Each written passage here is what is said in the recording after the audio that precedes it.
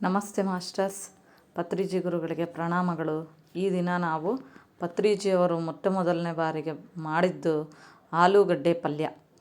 ಇದನ್ನು ನಾನು ಚಿಕ್ಕಬಳ್ಳಾಪುರದಲ್ಲಿ ನಾವು ಟೇಸ್ಟನ್ನು ಮಾಡಿದ್ವಿ. ಇನ್ನು ನಾವು ಸ್ಟಾರ್ಟಿಂಗು ಧ್ಯಾನಕ್ಕೆ ಬಂದಿರೋ ಹೊಸದರಲ್ಲಿ ಬಹಳ ಸರಳ ವಿಧಾನದಲ್ಲಿ ಗುರುಗಳು ಆಗಿಂದ ಹಾಗೆ ಮಾಡಿಬಿಡ್ತಾರೆ ನೋಡಿ. ಆಲೂಗಡ್ಡೆಯನ್ನು ಚೆನ್ನಾಗಿ ತೊಳೆದು ಕುದಿಸ್ಕೊಂಡು ಅದನ್ನು ಆರಿಸಿ ಸಿಪ್ಪೆ ತೆಗೆದುಬಿಟ್ಟು ಈ ರೀತಿ ಪೀಸಸ್ ಮಾಡಿ ಹಚ್ಚಿ ಇಟ್ಕೊಂಡಿದ್ದೀವಿ. ಈಗ ನಾವು ಒಗ್ಗರಣೆಗೆ ಹಾಕ್ತಾಯಿದ್ದೀವಿ. ಬಾಣಲಿನಲ್ಲಿ ಎಣ್ಣೆ ಹಾಕಿ ಸ್ವಲ್ಪ ಹಿಂಗು, ಸ್ವಲ್ಪ ಉಪ್ಪು ಮತ್ತು ಅರಿಶಿಣ. ನಾವು ಹಿಂಗನ್ನು ಯೂಸ್ ಮಾಡೋದ್ರಿಂದ ನಮ್ಮಲ್ಲಿ ಪಾಸಿಟಿವಿಟಿ ಅನ್ನೋದು ಬೆಳೆಯುತ್ತೆ ಚೆನ್ನಾಗಿ. ಇದು ನಾವು ಉನ್ನತವಾಗಿ ಬೆಳೆಯಲಿಕ್ಕೂ ನಮಗೆ ಸಹಾಯ ಸಹಕಾರ ನೀಡುತ್ತೆ ನೋಡಿ. ಅರಿಶಿಣ ಉಪ್ಪು ಎಣ್ಣೆನಲ್ಲೇ ಯಾಕೆ ಹಾಕಬೇಕು ಅಂತ ಹೇಳಿದ್ರೆ ಅದು ಹೊಂದಾಣಿಕೆ ಅನ್ನೋದು ಆಗುತ್ತೆ. ಸ್ವಲ್ಪ ಕೆಂಪು ಖಾರ ಹಾಕ್ತಾಯಿದ್ದೀವಿ.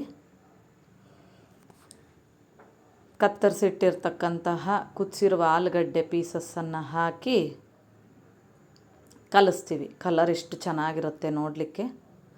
ಭಾಳ ಸ್ವಲ್ಪ ಹಾಕ್ತೀವಿ. ಜಾಸ್ತಿ ಖಾರ ಹಾಕಿದರೆ ಮತ್ತು ಆಲೂಗಡ್ಡೆ ರುಚಿನೂ ಇರೋದಿಲ್ಲ, ಪೂರ್ತಿಯಾಗಿ ಖಾರನೇ ಬಂದುಬಿಡ್ತಾ ಇರುತ್ತೆ.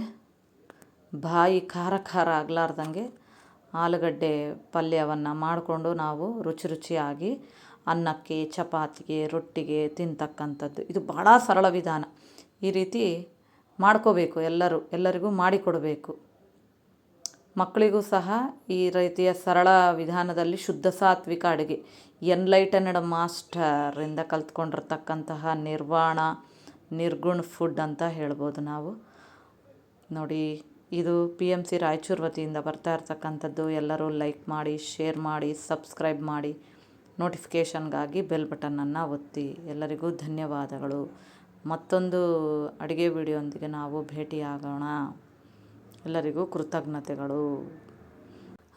ಅಡುಗೆಯನ್ನು ಬಹಳ ಸರಳ ವಿಧಾನದಲ್ಲಿ ಮಾಡೋದನ್ನು ಕಲಿಬೇಕು ಮತ್ತು ಅದರಲ್ಲಿ ರುಚಿನೂ ಜಾಸ್ತಿ ಇರುತ್ತೆ ನೋಡಿ. ಹಿಂಗೆ ಯೂಸ್ ಮಾಡೋದ್ರಿಂದ ಸುವಾಸನೆಯೂ ಬರ್ತಾ ಇರುತ್ತೆ.